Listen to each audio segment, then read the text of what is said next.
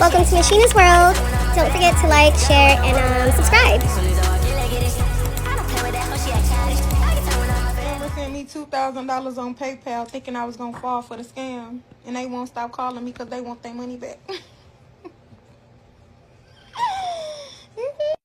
They just going to keep calling. They've been calling for like 15 minutes straight.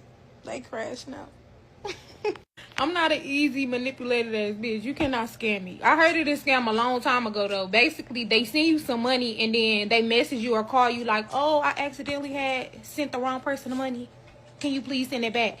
And when you send the money back, the money comes from your account, your actual account, instead of you actually just sending them the money back. So basically, they getting double of whatever they sent you. So as soon as you send the money back, they file a report like a claim, like a fraud claim or something like that. So they actually take the money from your bank account. I really don't understand it, but bitch, I understand it enough to not let it get me. Amen.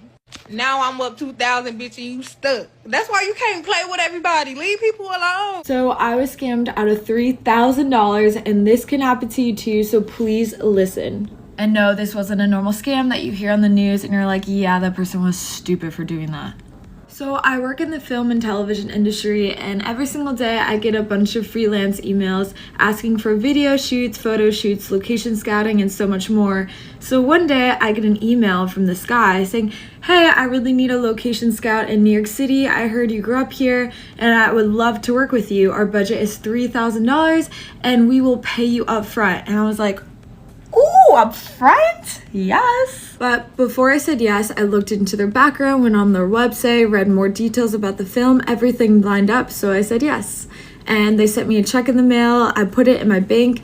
It showed up within 24 hours and I saw $3,000 and I was like, money up front, this is amazing. This is when things got a little bit weird. The next day, the guy sends me a text message saying, hey, I actually need the $3,000 back because we had to pay for the gear rental up front. And then said, I'll definitely pay you next week. Sorry for the inconvenience. And I was like, this is a little bit weird, but it's fine because it's not like this is my own money. I'll just sell you right now. So then I looked at my bank account and I noticed that I wasn't missing $3,000. I was missing $6,000. This is when I completely freaked out. I called him a bunch of times saying, hey, your check bounced. I just gave you my own money. That isn't your money. That's my money.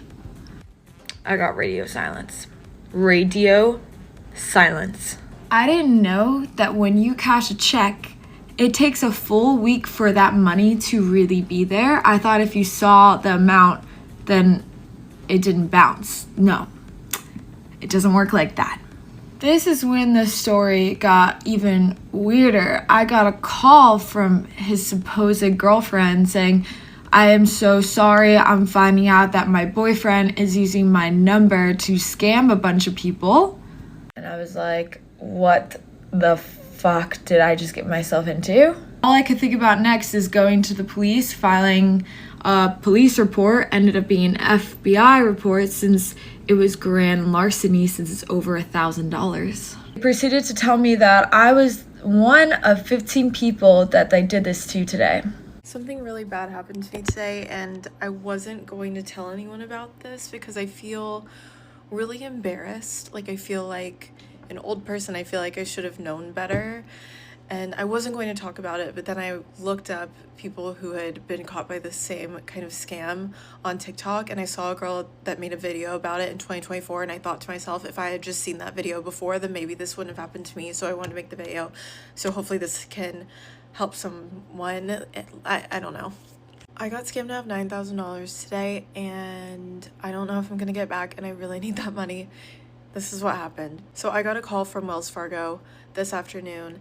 It said Wells Fargo on the caller ID. I Googled the phone number and it was the same phone number as the Wells Fargo fraud department. They said that someone was trying to transfer money out of my Apple Pay from my Wells Fargo account and that they stopped the charge, and I needed to put money into my Apple Pay and put it on a new Wells Fargo card so I could reverse the transaction. I feel really stupid saying this now because obviously why would I move money into my Apple Pay to like fix this like charge? I don't know. On the call, they had me move money to my Apple Pay, add a new Wells Fargo debit card that was supposed to be mine, and then transfer the money onto that debit card so that I could stop this transaction. And they ended up getting all of the money. I realized after I had sent it that I was getting scammed. I called Wells Fargo immediately, and then I called Apple Cash, whatever bank deals with Apple Cash, and they said they couldn't stop the charge because the funds had already posted. So I don't know if I'm gonna get my money back from Wells Fargo. Fingers crossed they come through with this claim in 10 days and are able to help, but I think because I authorized the charge, I don't know if they're going to be able to reverse it. I don't know what to do. Anyway, I just really hope that this can help at least one person, because I saw this girl's TikTok video when I was looking tonight to see if anyone else had been scammed like this, and I just thought to myself, if I had seen that video before, then maybe I wouldn't have fallen for it or been so naive. So don't get scammed like I did. And yeah, I feel really dumb. But if you have any tips, if you've been through this, please let me know. Y'all, forgive me if I look a mess, but honestly, I don't even care right now. Last night, I was just scammed out of $5,230. $5,230. I saw a house on Realtor.com. I'm looking for a house to rent. I have 2 kids now. I want my own backyard to have dogs. I saw a house on Realtor.com. I reached out to so many houses. I don't even remember when I reached out to this house. Somebody texted me saying I inquired about their property. Everything looked great. Okay, cool. Missouri City, not far from where I live. All right, bet. Went out there to go see the house after work. I get there. The landlord ain't even there, which he never told me ahead of time that he wasn't going to be there. So let's not forget that. So I get there. I see that it's an open door brokerage. If nobody knows what open door brokerage, it's a platform where people can sell their property or buy property, and you don't have to physically be there or hire a physical realtor to be there to show your property and do all of that. It's like almost like how when you get an Airbnb and you got to type in the numbers and then it lets you in and unlocks the doors, or you type in a number and you get the keys out of a lockbox. That's the same way they got it set up. So you type in your numbers and it opens up the doors for you. You know what I'm saying? It unlocks the doors for you temporarily so you can get in there, you can tour the house. So we went in, we toured the house, we walked around. I'm like, oh, okay, if I couldn't get in the house, then I would feel like it's not legitimate. But because we got in the house, we did a whole tour and all of that, I'm like, gotta be legitimate. Gotta be legitimate. The second red flag. I'm gonna say the second red flag. The second red flag was that when you get to the house, it was a sign in the yard that said, or it was a sign on the door that said, this house is not for rent, it's for sale. So I'm like, okay, it says it's not for rent, it's for sale. He said, I've been trying to sell my house for a while and I've been having problems with selling it. It's been on the market for almost a year, so I decided to take it off the market and just fill it and rent it and get a tenant, fill it with a tenant. Okay, that makes sense. I got a neighbor where I live at now where he was trying to sell his house. He couldn't sell it, so he had to try to, you know what I'm saying? He put it on the market to be rented, and now he has tenants that live in his house right across this way. So I know that's possible. So I'm like, okay, all right. It's not for sale. You're going to take it off the market. Okay, cool. But we in the house. Like, I genuinely felt like if I'm able to get inside this house and tour this house, it's legitimate. Because most of the time, they bullshit you. And they bullshit you by getting you to, like, basically saying, like, oh, you get there, oh, we can't view inside the house, I have tenants. Or, oh, they'll give up an excuse where this is like, oh, okay, you got an actual open door brokerage account and you're doing tours and you're doing this and you're doing that. The nigga made it seem so real. He made it seem real. So as we in the house, after we tore the house, we're still standing in there. I'm on the phone with the man the whole time as I'm touring the house. We tore the house. He says, oh yeah, I'm like, well, I'm ready. Because I'm ready to move. My rush was because I wanted to move before my son's birthday. You know what I'm saying? I wanted to be moved in before my son's birthday. My son's birthday is March 7th. So that was where my rushing was coming in. I was moving fast. So I'm like, all right, cool. Well, if it's available, I'm going to do this application. If I get approved, how long does it take for you to get back to me? He said 30 minutes. I've had one place that allowed me, that I applied to, and they approved me literally within 30 minutes. One place before. So I'm like, okay, maybe you just do like a little basic generic background check or whatever. I don't got nothing on my background, so I'm not worried about it. You're approved. 30 minutes later, tells me I'm approved. Then says, oh, I got to pay security deposit and first and last month's rent. All right. On the thing, you told me first month's rent and a security deposit. Now you're saying last month's rent and security deposit. But once again, this is all terminology that's normally used. Last month's rent, security deposit. We all done heard that before when it come to renting, right? So I pay that money. I'm sitting outside because he told me. I said, well, how soon can I get my keys? Before I even pay, he said, oh, the keys are in the lockbox at the front door. So once you pay, I can release it. We got a contract lease signed. You sign your lease, which I ended up doing. He sent the whole lease to me and I signed the lease and sent the shit back. Like a goofy. I sent it back. So then it was like, okay, once you do that, you pay your security deposit, your first month's rent. We'll release the lockbox and you'll be able to get your keys. And this is where things started to go downhill.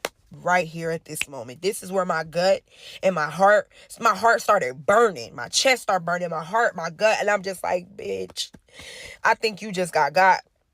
I think you just got got.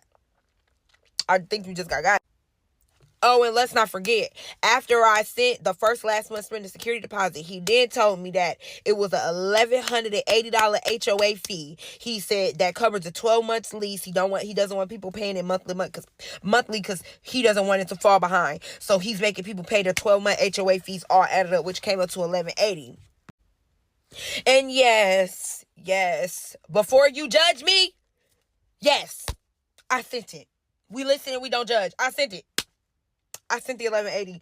Y'all, I don't never be quick to just pass out money like that. I'm tight with it. Because I'm a Capricorn. I'm about my money. I make my money. And I hold on to my money. But it's just like, we inside of this house right now. This could be ours. My daughter in here picking out a room. I'm here looking at the backyard, telling me what I'm going to do with the house and all this other stuff. Too good to be true. Because I sent that money, and once I sent that money, then all the excuses started to come in. Then it was the excuse on why the lockbox wasn't working. Then, I got to release this person, I got to do that. I ended up sitting up at that house for 3.5, almost 4 hours with my kids just to leave with no key. Sat there and thought about breaking in that house. I'm like, I done gave this man all this money. I'm finna to kick this door in and stay here until the wheels fall off because y'all not finna play with me. But that's the thing. That's not his property. That's somebody else's property. And somebody else is going to take a loss from that. And I really don't believe in putting out bad, regardless of how justified you feel, because that always got to come back. You know what I'm saying? I try to do right by people. You know what I'm saying? So this is crazy that this is getting done to me. This is getting done to me. And the most craziest thing about it, I'm thinking because the man is a lenient landlord, which is probably why he take Chime, he take Cash App, he take Apple Pay. You know? No, the nigga scamming. I paid him on Cash App, y'all. I sent the money on Cash App. I actually had a homegirl back in Minnesota that used to pay her landlord on Cash App every month. And she was living in the house for 2 years. So it's like, it's not usual, not typical, but I didn't think that was like, okay, that's what told it off for me. I didn't think that. So I sent it. Now I gotta call Cash App in an hour or two. I gotta talk to them about this whole situation. And everybody that know Cash App don't like giving people their money back. But I got all the receipts. And I'm gonna post them on here. I got all the receipts. Y'all, I've cried. Since last night, all the way to this morning. Because it's not about the money. It's not about whether I can make it back or not. It's not about that. It's about the principle. You took from me. You took from my kids. You know what I'm saying? You took from my family. You feel what I'm saying? Like, y'all got to get a better hustle out here. I get it. You just ate up on $5,000 off of somebody with 2 children. Okay, cool. If that make you feel better, cool. But God don't like ugly. And I stay a blessed person. Yeah, life happens. It may not seem like right now. Because I'm sick. I don't care how much I hustle, how much I make, how much I do. Baby, $5,000, I'm not a millionaire. I'm not a millionaire, mamas. I'm not a millionaire. I don't want to take no $5,000 losses, okay? Like, at all. But I'm here now. So now I gotta call, do this, do that, fraud, this, try to get my money back. I don't even feel like I'm gonna get my shit back. But we're gonna see. We're gonna see. But I'm finna post another video with the pictures, the screenshots of the conversation, all the deets and the details. All the deets and the details. Because that's how you get caught up. Don't get caught up like me. Don't do it. Don't be bozo. Don't be bozo. Don't get caught up like me, because now I gotta shake back.